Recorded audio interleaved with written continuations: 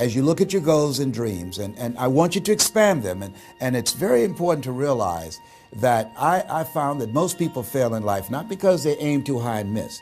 Most people fail in life because they did just like I did for so many years. They aimed too low and hit. They didn't believe in themselves. So I want you right now, as we begin to think about the lessons and all the things that you've experienced and all of the comments and stories and strategies and lessons that you've had, I think it's time to revisit and look at your goals and dreams, and let's raise the bar. I remember as a kid, we would be in the backyard and we would play jump, and somebody would get on one side of the stick, my sister and then my brother, we would run and we'd jump over it. And then they say, raise it up a little bit higher. We have to back up and we would run and we'd jump over it again. And then we'd say, raise it up a little higher. And the higher it got, we had to begin to change our approach and how we're going to get over the bar. And that's the same thing in life. And so right now, I want you to think about your goals and dreams as you begin to raise them a little higher. And I want you to say with me, it's possible. It's possible. You know, the easiest thing that I do is speak and train people how to speak. Go into prisons and juvenile detention centers, into high schools and colleges. Speak before thousands of people. I can do that in my sleep. Let me share with you the most difficult thing I've ever done in my life. And it took me years to do. And that was to believe that it was possible. To believe that I can do it. Given my circumstances, born in an abandoned building on a floor, being adopted, being labeled educable mentally retarded, failing twice in school, no college training, never worked for a major corporation. To believe that I had something of value to say, that somebody would want to listen to me. To believe that somebody would pay me to talk to them. Have you ever thought about something you wanted to do and you talk yourself out of it? I remember going to see Zig Ziglar, who I consider the #1 motivational speaker on the planet, and Dr. Norman Vincent Peale when he was alive, and Robert Schuller. I used to see them and I would be so pumped up and inspired after hearing Jim Rohn, who recently passed, one of the great motivational speakers of all time, and Charlie Tremendous Jones. And I would go to my car pumped up, saying, yes, yes, yes, I can. And then after a while, my mental conditioning would kick in. And I would say, Les Brown, you can't do that. You don't have a college education. Les Brown, you can't do that. You don't even know who your parents are. Les Brown, you can't do that. You failed twice in school. Come on. Ever thought about something you wanted to do and you talk yourself out of it? There's a proverb that says, if there's no enemy within, the enemy outside can do us no harm. That's why it's important that you make it a point every day to review these lessons, to get them deep, not only in the conscious mind, but the subconscious mind, and get them in your spirit. Well, how often should I do it? Do it until you are producing the results. That's how often you should do it. And you never stop, because once you stop, that's when those negative thoughts will come back. Once you stop, that's when you will begin to doubt yourself. Once you stop, I'm telling you what I know. Yes, every day it's a selling job on you. It's possible. I can do this. I can make this happen. No matter how bad it is or how bad it gets, I'm going to make it. It's possible. Yes, your dream is possible. Say that to yourself every day. Feed your mind with words that you write and words that you hear and words that you speak to yourself. Feed your faith and your doubts will starve to death. Say to yourself, it's possible. It's possible. It's possible. Even when you have no evidence to point to, say to yourself, it's possible. There's nothing as powerful as a made-up mind. It's a struggle sometimes to do that, especially when you have people around you telling you that it's not possible, that you can't do it.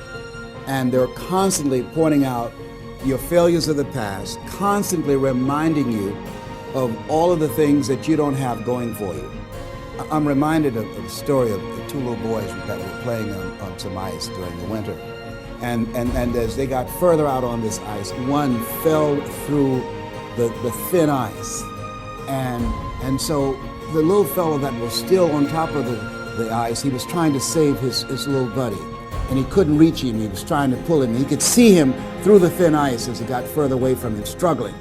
and he couldn't reach him, and he's trying to break the ice, and he couldn't do it. And he looked around, and he saw a tree in the distance, and he ran, and he got up on the tree, and he pulled and broke down an enormous sized branch, and came back and savagely began to beat that ice, and broke it, and miraculously he saved his friend. And when the paramedics came, and they were able to revive this little boy, they were scratching their heads. They're trying to figure this out. Said, how could this little pruny fellow go up in a tree and break off a branch this size and then come back and beat and break the ice and save his friend? They thought it was just miraculous. It was baffling. And an old guy who was there said, I can tell you how he did it. And they said, how? How did he do it? And he said, there was no one here to tell him that he couldn't do it. Whoa. What could you do? What could I do? What could all of us do if we did not have the naysayers in our lives? That we believed naively, like that little boy, that it was possible. What would you do if failure was not on the table?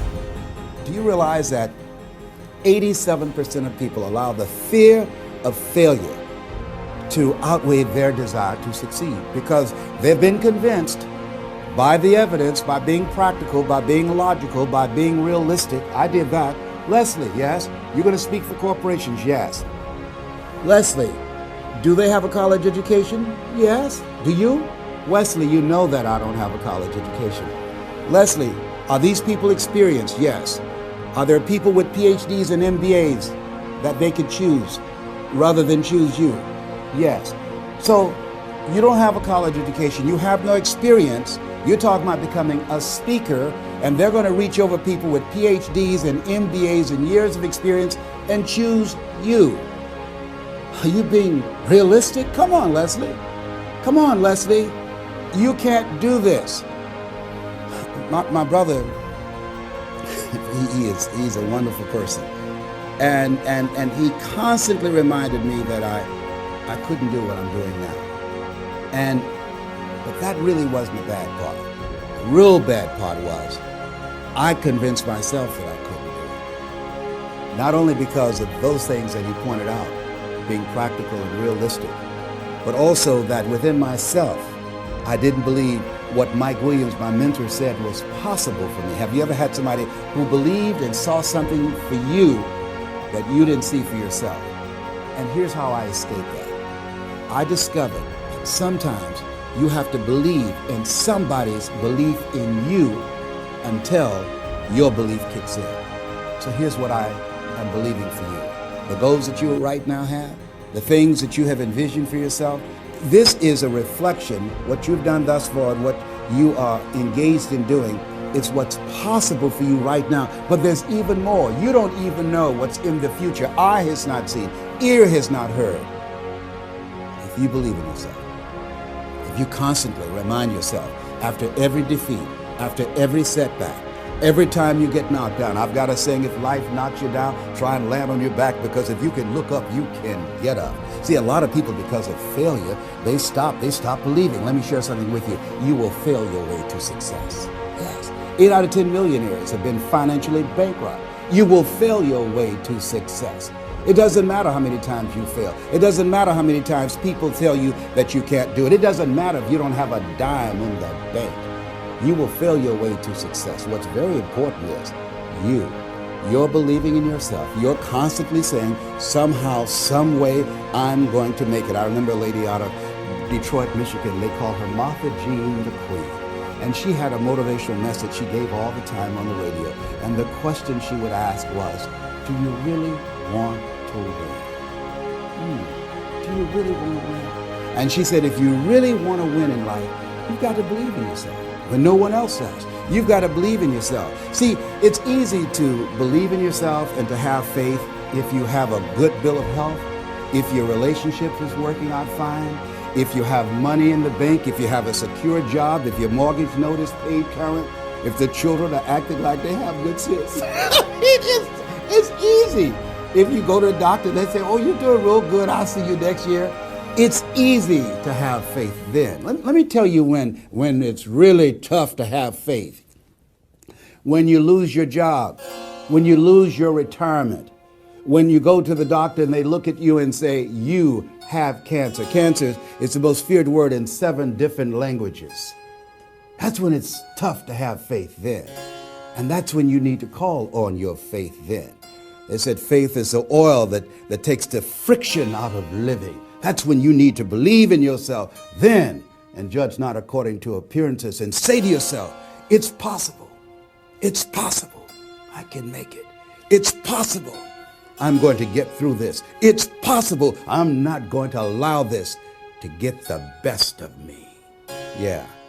I don't know what you're up against. I don't know what you are facing, but here's what I do know. You've got something special. You've got greatness in you. And I know it's possible that you can live your dream.